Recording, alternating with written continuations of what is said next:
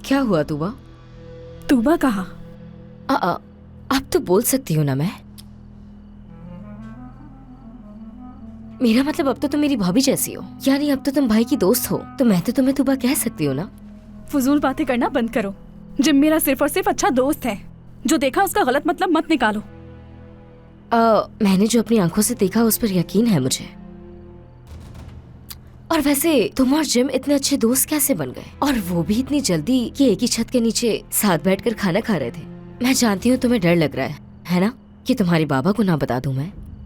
बताओ मुझे, डर लग रहा है ना तुम्हें कि किसी को पता ना चल जाए?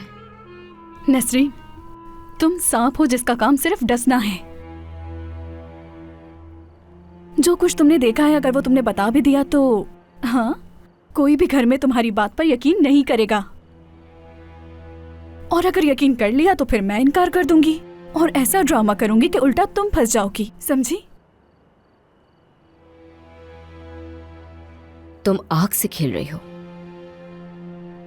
और मेरा इरादा तो ये बात तुम्हारे बाबा को बताना नहीं था, मगर तुम खुद ही इतनी बहादुर बन रही हो। बार बार मुझे खुद उनको बताने के लिए मजबूर कर रही हो तुम। तो मैं कैसे ठुकरा सकती हूँ तुम्हारी बात?